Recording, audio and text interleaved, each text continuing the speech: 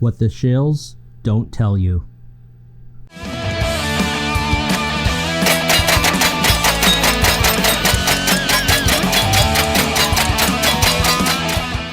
Hey everybody, Matt here.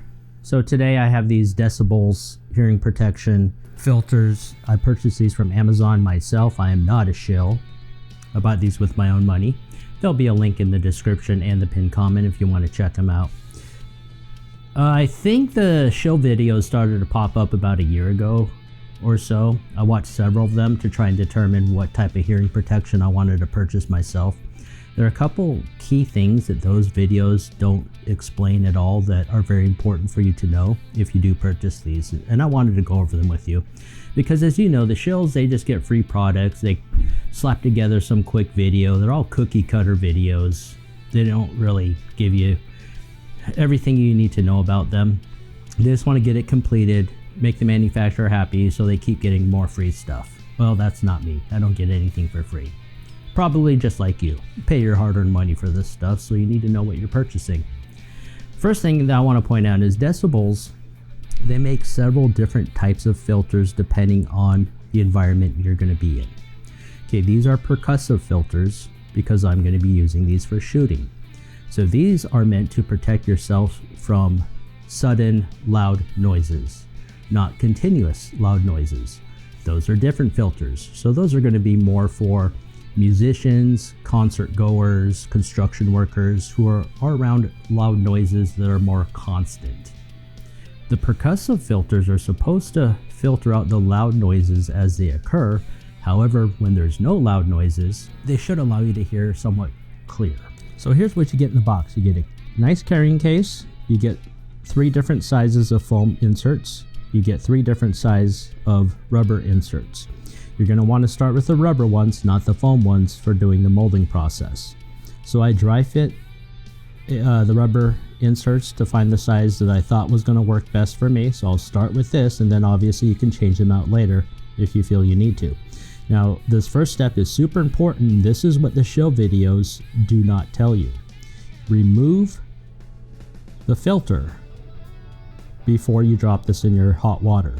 Now, this step isn't in the instructions, but if you're like me and you typically don't read instructions, you are going to miss this step if you just watch those other videos. So remove those filters first. You don't want those dropping into hot water. You can damage them.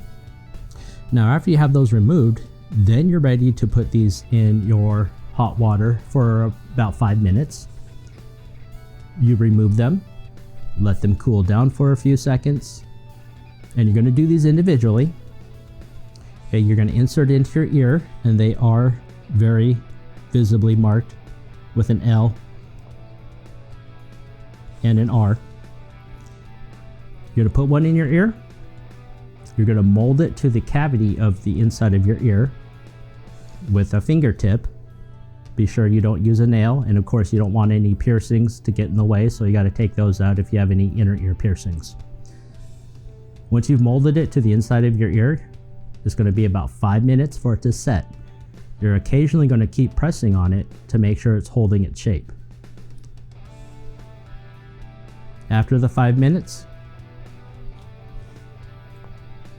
remove it from your ear and you can put the filter in. Now, if you're going to use the lanyard, like I am, what you need to do is remove the filter from the rubber casing. Do not do that by pushing anything pointy through the back of the rubber casing. Instead, what I do is I pinch these on the side and that filter will pop right out. Then you can insert this filter into the rubber casing on the lanyard, and you do want to make sure the filter is down and the little cutout design is facing out, just like that. Then you can insert these into your molded earpieces, and then this cord will keep it from falling out and falling onto the ground, because this will be wrapped around the back of your neck.